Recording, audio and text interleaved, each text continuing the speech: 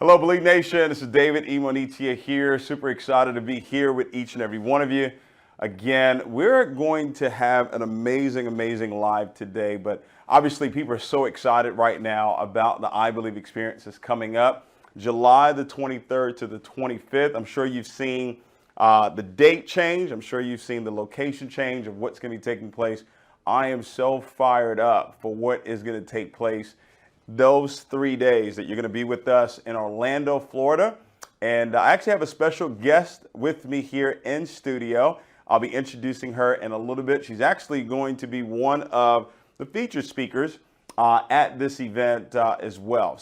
But guys, listen, go to believenation.events to get your tickets right away for it. Believe Nation is growing every single day. I know you guys saw the opening of the headquarters last month. It was absolutely amazing. We had a great birthday party there. 1 year in Believe Nation, 1 year of believing for the life that you really truly deserve. 1 year of really serving the masses as well. And 1 year of moving closer to the goal that we have to impact 1 billion people's lives.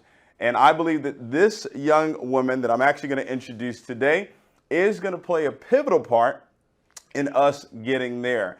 And she came all the way from Australia, okay, to do this interview.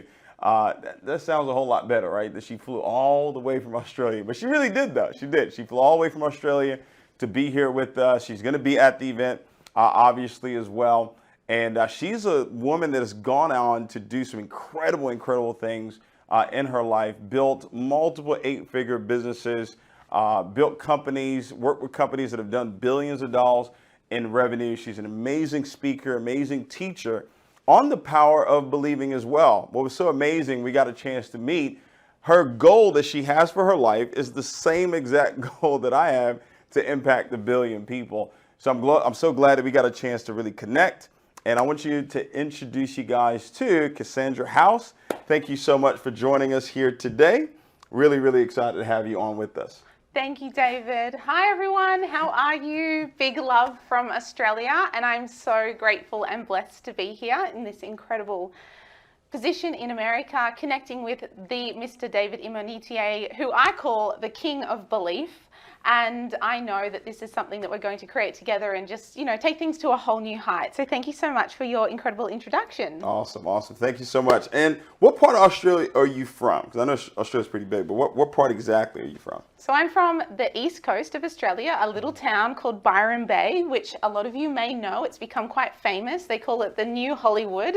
I think a lot of people have escaped to the white sandy beaches. So if you look at the map, we're the closest to America, right on the far east coast. Cool deal. Yeah. Cool deal. So that's where you were obviously born and raised. Mm-hmm. And so tell me about your start. How did we get here? Let's start from the very beginning. How did Cassandra House all come about? Okay, so I come from a very entrepreneurial family. My mum and dad have always had businesses. I've always seen them be very busy in creating incredible property portfolios, working in accommodation, working with people. And from a very young age, I fell in love with entrepreneurship. I think my first job was at about 7 years old when my dad said, I'll pay you to pull out the weeds in between the tiles, in our courtyard. And already I employed my brother to work for me at that age. And I thought, this is called time leverage. And so that was just how it started. I learned from 3 years old to play the piano. I was a dancer from the same age, dancing from 3, piano from 5. Wow. I was next door at preschool. I heard the tap dancing and I went in there. Mum said, would you like to go and have a look at the dance class? I was like, yes. And I did my first stage production at 5 years old as a little tap dancer. I went on then to actually own that studio. So I taught there for, 16 years eventually. Wow. But it was when I fell in love with learning a skill and a talent, and then I really loved helping other people have that. So I was teaching piano after school, I was teaching dance after school, and then eventually when I left school, the day I left school, I bought the dance studio, and then I How old were you when you bought the dance studio? Well, my parents helped me and I worked that off. And so Mum and Dad have really taught us, my brother and I am one of 2. My brother is 3 years younger. They really taught us to work hard. We had a very beautiful upbringing. We did not go without. both grandparents on both sides have come from very, prosperous upbringings. My grandfathers and grandparents on one side are, linked through to the royal family. Wow. On the other side, that my mum's parents, my nan was a professional dancer in the Tivoli. My grandparents both were professional tennis players. So I've seen a lot of people do a lot of great things. And we just knew as kids, it was instilled in us. One of probably the key mottos, which was what my dad always said: if you think you can, you can. Yeah. And so throughout life, no matter what we did, whatever vision we had, I remember running up to my dad's office door and knocking on the door and saying, "Dad, I've just had an idea," as like a little girl or a teenager. I'd say, "What do you think about this? What do you think about expanding here? Or what do you think about, growing business?" And he'd say, "Well, if you think you can, you can." Wow. So, there was a school of thought that I heard of, that success was genetics. Like, people used to really believe that.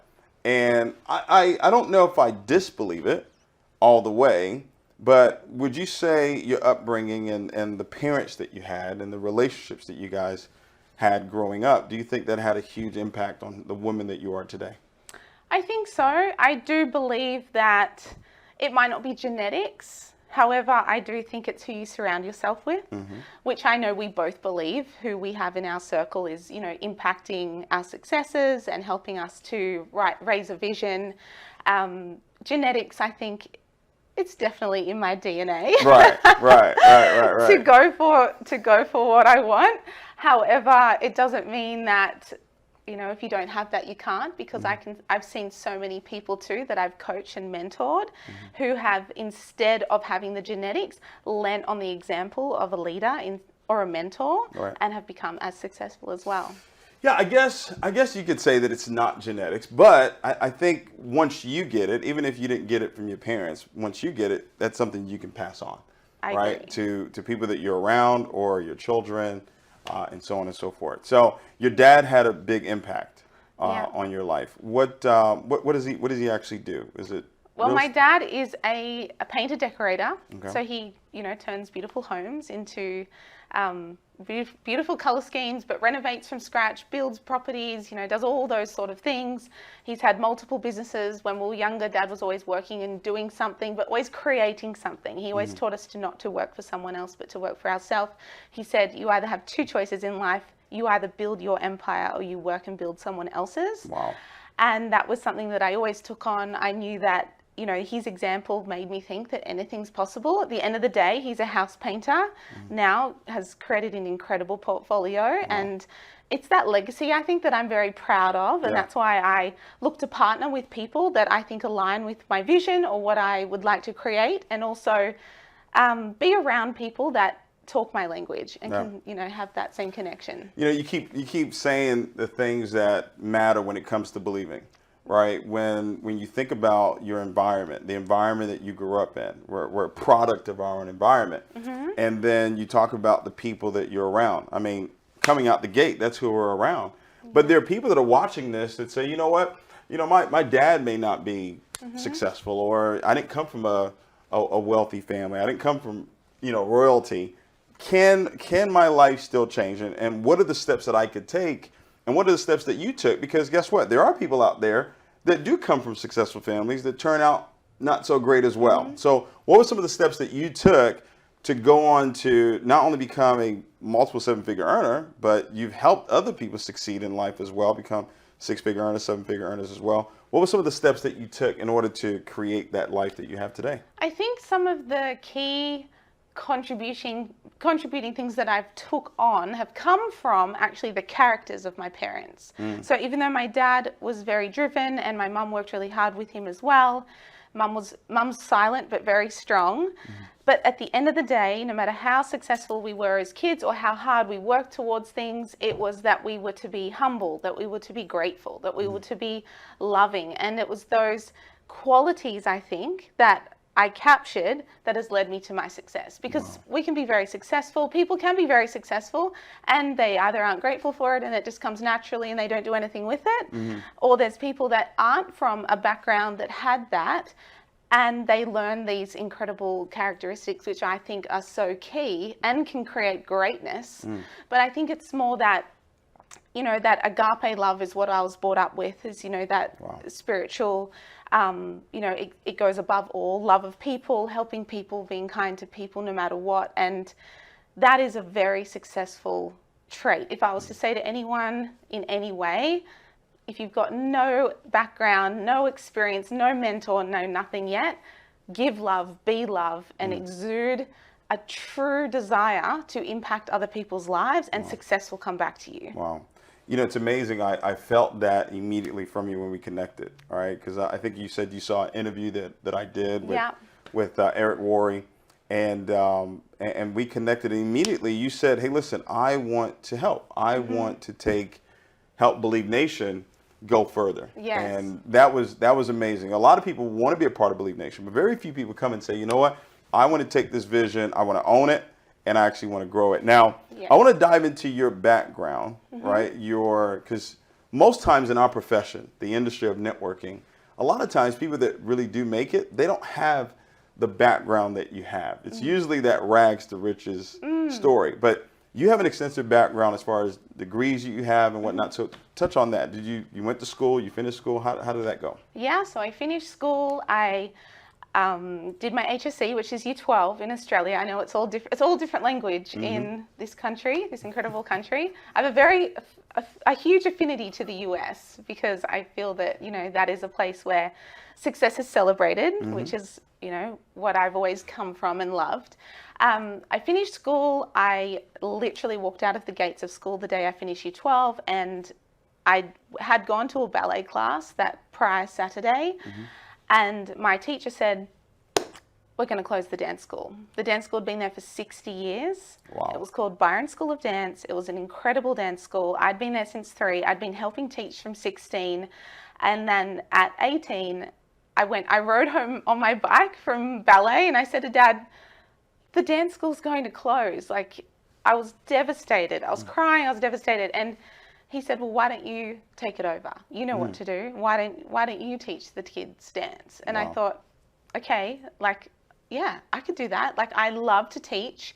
So then I went into also high school teaching. So I was teaching at dance school, and I was doing my undergraduate degree in a Bachelor of Education and a Bachelor of Human Movement Science. So I have a double degree in sports science, which led me to teach PE, which I love sport, which is probably why my brother was a tennis coach. I was into athletics and things like that. So sport and an active life is a big part of life. And then when I finished that, I went so the whole time I was teaching dance. So I had my dance schools for 10 years. So 4 of those years I was at school doing undergrad, learning in the day, teaching in the evening. And then I graduated, I became a school teacher. So then I was teaching in the day and teaching in the evening. So I was teaching for about, 16 hours a day. So I was Miss House at school and Miss Cass at dance.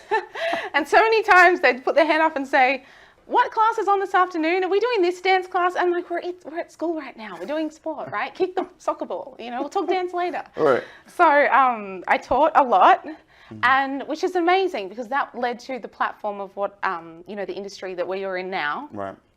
And then I did my master's in education. I always wanted to be a school principal. My absolute dream was to create my own school that was a dance, performing arts, and school for talented and gifted students. Students that stand out in class and want to really have an opportunity to do that. I then graduated that, and then I went in to start my PhD. My PhD was in visualization for sporting performance. I love vision. I love holding the vision. I know the power of that. Then I was offered network marketing, and someone said that, PhD is great, but, this opportunity could be something that you could use your skills into. What was your thoughts on it initially when you got introduced to relationship marketing, network marketing? What were your thoughts on it initially? At first I said no. At the time when I was offered the opportunity, which I was offered by a Facebook message, I had gone from teaching dance, teaching at school, to opening 3 other businesses. So at the time I had 5 businesses, 2 dance schools that I'd franchised. I franchised the first Australian dance school. Wow. 2 dancewear stores with, all the attire, the ballet shoes, the shirts. And I called it House of Dance, multiple streams of income from one. Multiple streams of income. Gotcha. This is leading somewhere, Right. I tell you. And then I bought the downtown local hair and beauty salon. Okay. Not that I was a hairdresser, but I love skincare and makeup and image and looking and giving women and men a chance to walk in and feel incredible, Right. empowering them. So it all sort of links into the same goal. When I was offered the business, I said, oh no, I don't need another business. I'm working 110 hours a week and I'm doing my 3rd degree. Right. However, one night at 10 o'clock in the office, so I'd be working all day, went to the office at night that I had downtown. I sat there and the penny just dropped and I thought, do you know what? I'm trying to do what this opportunity is trying to give me. Wow. And I was trying to create multiple streams of income traditionally, which takes time. Yes, it does. And I thought, how And can a lot of money. And a lot of capital. Yes. How do I travel the world? Like my family's always, every school holidays, we went somewhere incredible. We've traveled beautiful places, but I was always coming back to the dance schools, always coming back to school. Like once that bell rang, you're back at work, right? And I just thought, this is like an online franchise. This is something though that anyone can start, because what I was doing previously was finding the great dancers at school and saying, hey, do you know what? I actually really believe in you. I can show you how to have your own dance school. Right. And there's dance schools that are there today that have ran for 10 years that were a great dance kid in my class that I taught how to have a business. That's amazing. And so when I heard the power of the industry and I thought, anyone can start today. And I said, if you have a phone, and I have a phone, we can do business together. Right. If you have a laptop, we can do business together. And I thought, this is an opportunity for everyone. And so I started it alongside everything else. So I fitted it in literally to the nooks and crannies of my life. It built big. It was very successful. And I went and saw my principal at school one day and he said, why are you still at school when the whole town knows you're doing really well with this other business? And he said, the kids love you though, don't go. And I said, look, there's 2 choices. I can stay here and teach the kids how to kick a soccer ball, how to believe in themselves, how to do those things, or I can teach their parents to have time and choices and freedom and financial opportunity to give those kids a better life, which will be a much longer legacy than what I can teach in a 45-minute classroom.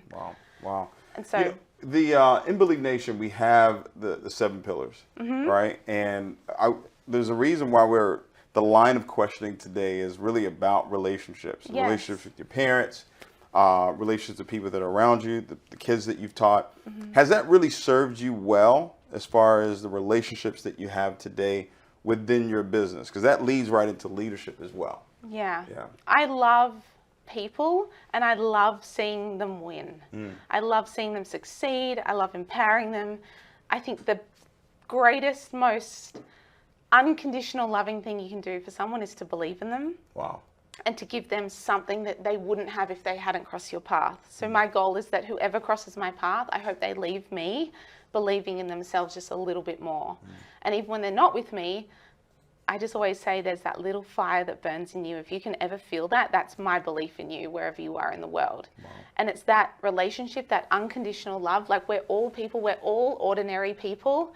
We are just people that decided to go for extraordinary things. But I do believe everyone deserves that. And not everyone has the upbringing and the support that maybe we have had or that people have had. And I want to give that to other people. That's amazing. That's really amazing. You can really hear the passion that you have for people. And that's why I'm excited. I'm excited about you working with us here in Believe Nation. We're going to release everything that's going to come about at the event, July 23rd to the 25th. But one question that really I want to ask is about when you're dealing with people, right?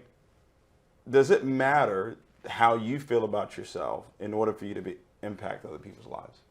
I think our number one focus has to be looking after how we feel about ourselves, because we can only love to the extent that we love ourselves.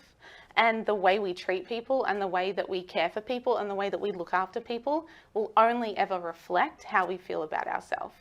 You can't genuinely believe in someone and give to someone or love on someone or help someone if you don't think you deserve it yourself, or if you're holding back from it yourself. You can't do something you don't know how to do. You can't teach something you can't do. So I think I've always been one that said the more successful you want to be is the more love you've got to give. Wow. and the more love you give to other people, the more success will come back to you, because they'll genuinely grow with you on that. Because I feel that sometimes when people, they'll think, okay, well, I don't believe in myself, but I'm going to go believe in other people. And that's fine. But if you can't believe in you first, and that's it, how do you serve the masses? How do you genuinely serve people? And that's probably why I reached out to you with Believe Nation. I thought, I'm at a place where I know I've worked on myself enough, and I worked on myself even more before I reached out to you, because I thought I've got to even level up to be in a space to reach out for this. But I knew that I was ready to go to the next level. And when we both had the vision, the same vision to impact 1 billion lives, I was like, it's probably the message I sent you was probably 2 decades or 3 decades of believing in myself that has led me to the point where I'm like, I'm ready to touch bigger hearts and more hearts. Yeah, it's amazing. So your business that you have today, it's doing 8 figures annually, 9 figures annually, sales and whatnot.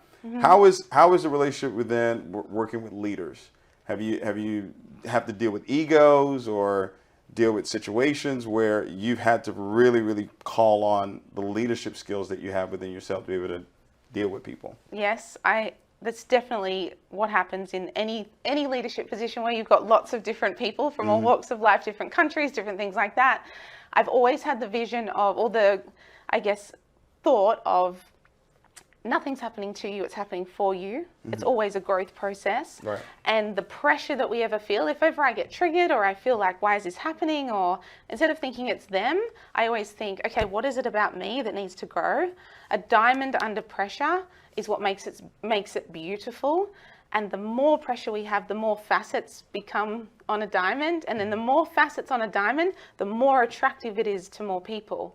So if I've only got like 5 good qualities, I can only attract 5 types of people. Right. Whereas if I allow that pressure to kick in and I think, right, I'm just sharpening myself, then you learn how to work with other people better, because you are just learning to allow them to come to you, but you've got to come to them as well. So I think it's never, in a leadership position, I think this isn't about them. This is always about me. How can I level up? How can I become better? How can I grow to serve more? And yes, there's always ego, but I think if we identify the ego, I think it holds it in its place. If we disengage the ego and just think, look, everything comes from a place of fear or love. So I've always thought this person or what they're doing, it's either a cry for love or a cry for fear.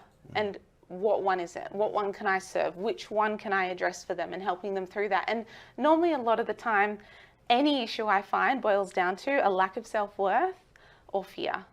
And if you can disarm that, if you hold fear in a petri dish and dose it with love, it will dissolve. So love is literally what everyone is looking for, and it's that love of self, love of, other people, that I really think people feel safe. And then as they grow in their journey, they know they're supported, and as they grow on their journey, they truly know that it's okay. Like if they're having a hard day, if there is challenges in leadership, I'm not going to walk away from them. I'm here with them no matter what. Until, like I say, I don't stand next to them, I stand behind them to push them forward, to help them see what is within them. And my job is to lead from the front to show what's possible, but I'll always have their back. And when I feel them failing or tweaking, I'll be like, oh, not on my watch. We're going to do this together. Wow. And what do we need to learn to make sure that we can achieve this, as a little army? The whole pillar, the whole 7 pillars, they're all connected. Yes, definitely. So starting with spiritual awareness, if you understand the God that's on the inside of you, and then that emotional strength, and that emotional strength has a lot to do with the relationships and how you deal with people. And from what you're telling me is that you've always moved from a place of love. You've always moved from a place of understanding and not really judging people for, maybe the fears that they may have or the challenges they may have. You always see them better than what they are. And that's the spiritual awareness. Because when I look at you or I look at anyone, I have to see the good in that person, regardless of where they are right now in their lives. That's right. And I think if you do that, especially in family, because family is probably the most important relationship that you can have, because it's really the start, and it can really dictate how you interact with the rest of the world. But even if you don't come from a great family, or maybe you've had many challenges in family situations, that does not mean that you can stay there. All right. It doesn't give you a right to stay there. You still have to develop the emotional strength. Yes. Right. You still have to develop the leadership skills that are necessary in order to relate to people the right way. But like you said, it really starts within. Yeah. It starts with how you feel about yourself, how you relate to yourself, the self-love that you have. And we talked a couple of days ago, and you said one of the things that you're great at is really teaching people about self-belief.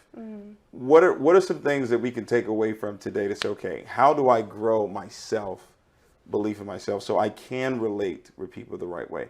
Because a lot of times we look at people and we say, okay, if they do this, then I can have the life that I want. Right? We want them to succeed because we know that will benefit us. But that's not really, from what I'm hearing, that's not really how you operate. So how do you develop that self-belief in order to be able to relate to people and to give that out to them? Well, I think back to where you said being aware of the God that's within inside of us. God is love, right? So that is it. So if we are love, we are representing and are being aware of the God that's within inside of us. And then, the golden rule to, love God and represent and showcase his qualities, but then also truly love your neighbor as yourself. So if we're going to love our neighbor as ourselves, we have to believe in ourselves enough to realize that we're worthy and then show other people that they can as well. So when it comes to self-belief, I think be aware of what you think you're worthy of.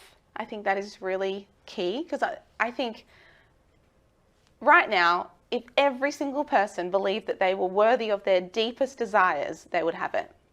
I do believe that the only thing between where you are today and where you want to be is your self-worth. It's that whether you believe you're worthy of it. I would never have reached out to you if I didn't believe I was worthy to reach out. Like, I would be sitting there watching this thinking, oh, I wish. So what is it that's similar to this situation where you think, I want that to happen. I want that title. I want that home. I want that trip. I want that family. I want that relationship. What is it that you want? Now, once you know what you want, the reason you want it is because there's a feeling attached to it. We don't just want the nice car to sit in the driveway. We feel something when we achieve that. We don't want to do the sales we need to do to get to a title. We don't want something for nothing. We literally do it because there's a feeling attached to it. So first of all, absolutely identify what you think you're worthy of. And if you don't think you're worthy of it, find someone that you are similar to that you think, because they can, I can. And my biggest thing is believe, if I can, you can. I want to be a beacon, just like you are to so many people, a beacon of light to just show what's possible. So know that you believe, if they can do it, I can. Why not? They're skin and bone, I'm skin and bone, I have a heart, the God is inside of me, that's love. The God is inside of them, they're love. If they can do it, I can too. So the first thing is just know anything you see that's possible out there, you too can hold in your hand. And then identify the feelings of what you want and why you want those. So for example, I have a list of goals right now, like many people would do. And when I look at that list of goals, they really boil down to about 5 key feelings. So like a sense of accomplishment, which I think is a big driver for human beings. We all want that. Adventure, freedom, fun, excitement, or variety. Okay. Now, when I look at my goals, all of them equal one of those 5 feelings. Wow. So what I do is I go about my day feeling those feelings, because one of the most powerful lines I can teach you all is the journey has to feel like the destination feels. Wow. You have to feel. Write that down. That's big. You have to feel that sense of accomplishment, which is the same feeling you're going to get when you get that title, that car. That you got to feel that sense of pride. So I go about my day doing things, spending time with people. I'm very aware of who I spend my time with. I'm very aware of what I do because I want to feel those feelings. That sounds like gratitude. Massive gratitude. Yeah, that's what it sounds like. It sounds like you are in a state of gratitude, and that's the emotional state that you're in. And if you are in a state of gratitude, the way you're going to relate to people is going to really shine through. Yeah. So has gratitude played a huge role in your success and what you've been able to do? Huge. I think gratitude is one of the highest vibrations. It's up there with, enlightenment. And if we come from a place of gratitude for all things, we will get what we expect. If we're grateful, we'll get more of that. If we are grateful for it, we'll attract more of it, because what we're grateful for and what we appreciate comes to us even quicker. And so when you're thinking, okay, what are these 5 feelings? What are these things? And we can all do this. You can write down, what are the key feelings I want to feel in my life, and how can I have those? Right. Every time you feel them, be grateful. Like right now, I think I feel a sense of accomplishment because I've actually reached out and connected with you, and we're doing what I've held in my vision. So I'm so grateful. Like, I'm so grateful for you. I'm so grateful for this platform. Like, I'm so grateful that we can impact lives. And so when you are in that state, you're like a magnet, and the magnet attracts things to you. And then when things don't go the right way, or when things happen that you think, oh, well, that didn't feel good, or that didn't feel great, and it might be just little things you do. So, for example, if you feel like you want to feel proud, and one of your big goals is going to give you this real sense of pride that you did it, go and do something. Like, go to the gym. Get up and go to the gym and feel proud that you went to the gym. Like, go and help a friend. Feel proud that you helped a friend. Like, live a life where you are doing those feelings, and guess what? The things that you want are going to come. And if anything doesn't occur exactly the way it goes, I just have a saying that I've told my team so many times, and it's got them through so much, gets me through so much, is that I have unconditional faith and trust that everything is working out for me in my favor and for the goodness of all, because the universe has my back. Yeah. Sounds like you told yourself and told yourself certain things over and over again to deal with certain situations, because most people, everything you're saying is great, right? But most people are probably watching thinking about the time that it's going to take. Well, Cassandra, this is where I am right now. Maybe I am not where I want to be financially. Maybe my health is not where I want it to be. Maybe my relationships are in turmoil right now. So what do I do in those moments when everything is not working? And you're telling me I should be in a state of gratitude. How do I get in a state of gratitude when I'm looking at everything around me and it seems like it's failing, it's falling apart? Well, I'm going to throw your line back at you. You need to be happy and grateful now that everything is already done. And when you feel and know that it's done, even if you make the decision from this live and think, okay, look at these guys, I want to have a life, I want to have the opportunity that these two have, think, you know what? I'm so happy and grateful now that I have that already. And then get into consistent work. So hold the vision, trust the process, and get into massive aligned action with those feelings. Yeah. So what would it feel like if you had everything that we had, or everything that you think we have and that we love today? How would you feel? You'd feel excited, you'd feel thrilled, you'd feel grateful, you'd feel like passionate. Now, hold that vision. Every morning I wake up, I spend a few first moments thinking about my vision, because just like you and I, we're not where we want to be yet. We're still growing. We are babies in our vision, you know, and absolutely. you might be a baby in your vision. So we hold that vision so strong, and we think, okay, so happy and grateful now. Like we've even talked about, I'm so happy and grateful that, you know, we've touched 1 billion lives. Like we've texted that multiple times. It's like a normal text, you know? And so being in that moment and knowing it's coming, but the world will resonate with your vibration. Yes. So your vibration has to be as if it's done. You can't want here and think, oh, well, I don't think it's going to happen to me, and oh, poor me, and oh, no. I don't know a successful victim.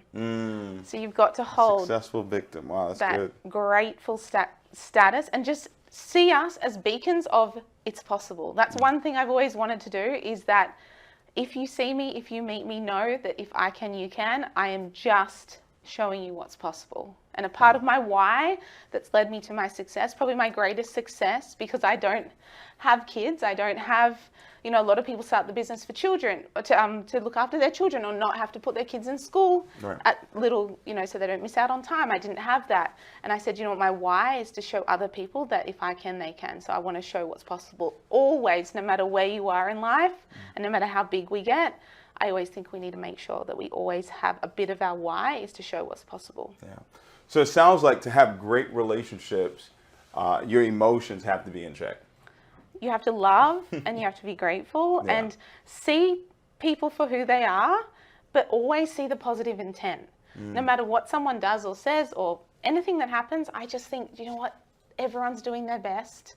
Everyone is trying their hardest. No one goes out of their way normally Right. to affect someone, right? I think, just think, what is the positive intent for what they just did or what they just said? What is it about them that triggered you, and what is it about me or I that I can heal so that I could actually be a space of love to them and hold space for them to become better? That's big. That's big. And that can be challenging sometimes. Yes, right? very That challenging. can be very challenging. Especially with sometimes. lots of leaders. Right, when you're dealing with a tremendous amount of people. It's not like 2 or 3 friends. It's exactly thousands and thousands of people. But it's necessary though. And I Necessary. think that's where the next pillar when we talk about leadership Yes. and developing the character and the integrity of a leader. Yes. And because when you do that, then it grows your capacity to deal with millions of people. I think for me, it's been 17 years that I've been in this space, and millions of people, millions that we've been able to build through and work with over the last 17 years. And I could tell you, there's been moments where the emotional state that you're in has been challenged based on what someone else does or what they did. But you always have to get centered back. Yes. So what is your purpose? What was your purpose for meeting that person? What was the purpose of that person being in your life? Were they in there for a season? Were they in there for a lifetime? You have to be able to identify that. Yes. You know, what reason? And guess what? If your purpose or your season with that person is up, then be grateful for the time that you have with that person and be willing to move forward. Because if you don't, the emotional state that you're going to be in is going to be impacted. And then here's what's worse. Because of that past experience that you have with that person, it can affect how you relate to the next person that may need you to be who you were. Yes, you to carry that it person. through. Yeah, Yes.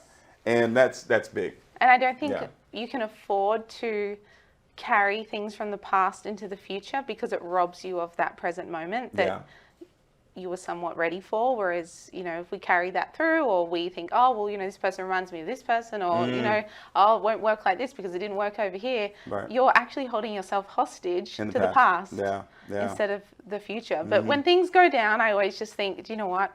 I have to just hold as the eye of the hurricane and ask myself, what is the next right move? And that always serves, instead of letting yourself get caught up into the hurricane and emotional, and because as leaders we have to be the keel, the even keel that keeps the boat going forward. Yeah, that emotional state that of living in the past, the past no longer exists. But if we keep living there, we keep recreating the past in our future. I said this to a group the other day. I said, you can't live in the past, but you can learn from the past. You can learn from the past. But I also don't live in the present. No. I don't live in the present. I'm the grateful present. for the present. There you go. You got it. Yeah. But I do live in the future. Yes. I do live in the future. And future is a new word that has just resonated with both of us and resonated with everybody that we've come in contact with. Yes. Because the future is what we're creating, right? The future is what we're writing and what we're speaking, every single day. So that's where you want to live. So the current situation that you're in right now, that's your present situation, and you should be grateful for it. And here's how I would be grateful for it. It's an opportunity for you to prove that God is God. It's when I look back 17 years ago, living with my dad, having $1,000 to my name, and being in that state that I was in, I'm grateful that I was in that state, because it gave me an opportunity to show people what you like to say, if I can, you can. Yes. Right? Because if there's no story, if there's no turmoil, if there's no trials, if there's no tribulation, how much impact could you really have on the world? Because majority of the world, they're going through a lot of things. Yes. So relationships and how you relate to people, I think that's just absolutely amazing. You're going to be serving at the event coming up. I'm really excited about it. We're putting together a panel of just platinum leaders. It's going to be 6 of us that will be on there, and you're one of them. But you're also going to be speaking to the vision of Believe Nation. I think we'll make the big announcement Yeah. at that event Yes. as well. But Cassandra, thank you so much for Thank you. joining us today. Is there anything else you want to share before we close out? I think they got a lot today, but anything you want to share with the folks before we close out here today? I would just like to say thank you to you. Thank you for being the beacon of light for so many people. I think what you've done is incredible, and to have the courage to do it.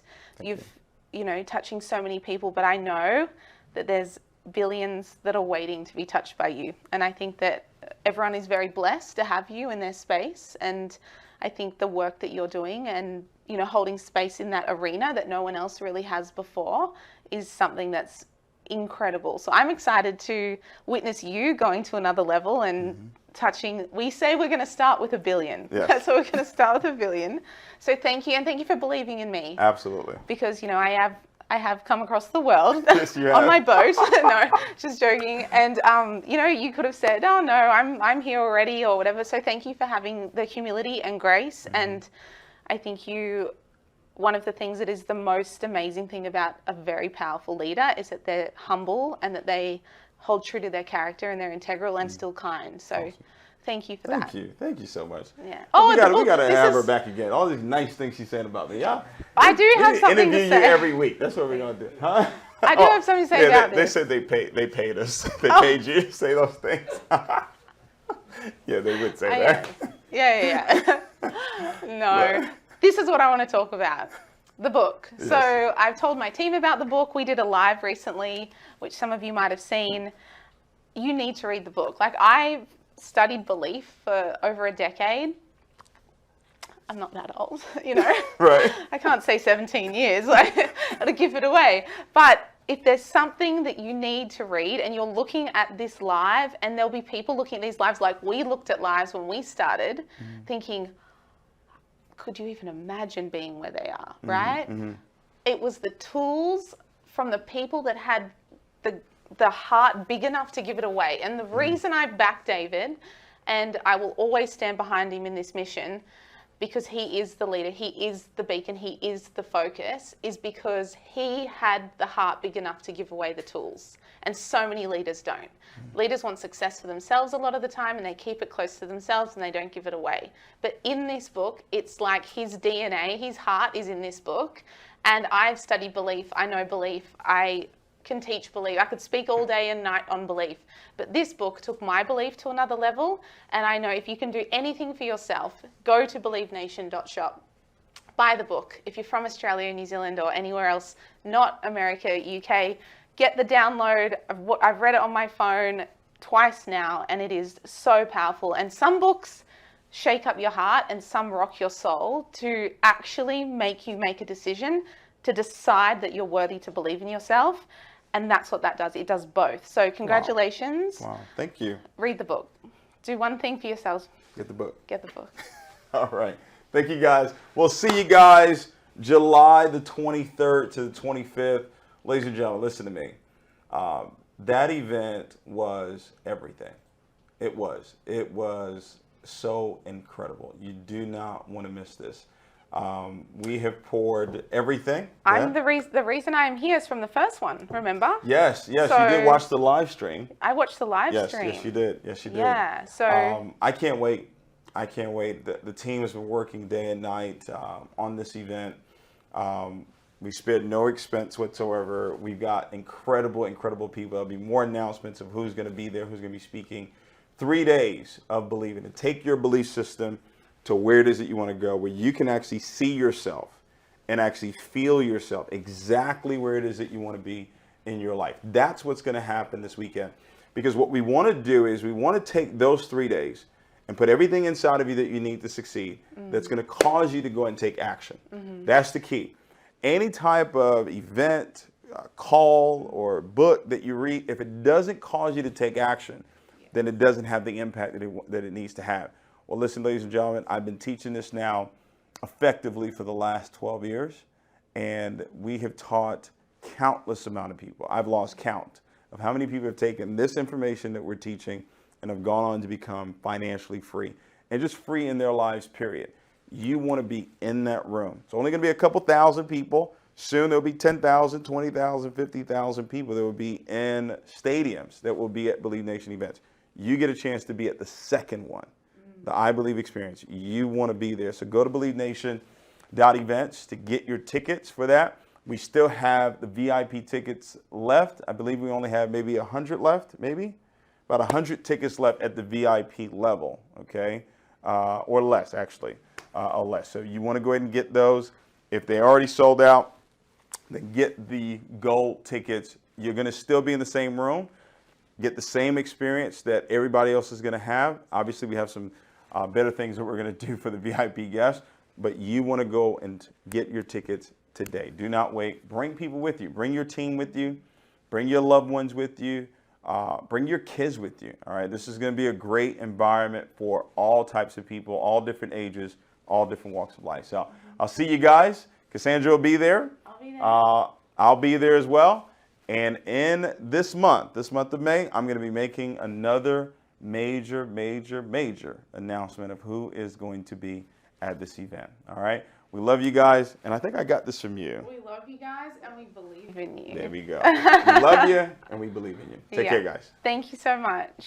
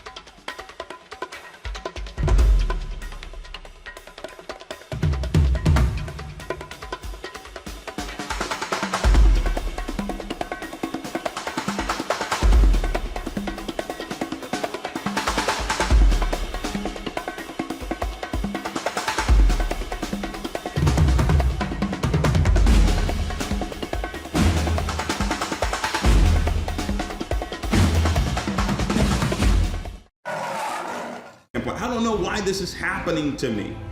Why am I going through this? All right, but here's the reality. Why not you? Why? What do you mean? Why are you going through it? Why not you? Right? I mean, trust me, there's somebody else that's going through something worse. Right? And if you weren't going through that, I promise you, you'll be going through something else. But here's the key. Am I going to go through something, or am I going to grow through something? Am I going to develop through something? Am I going to get better through something? That's the decision that you have to make.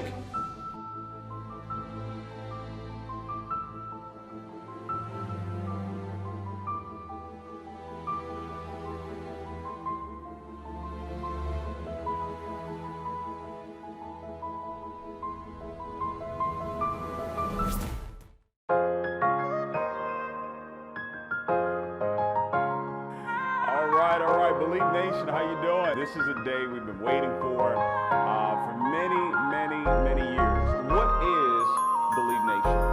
Believe Nation is the most powerful achievement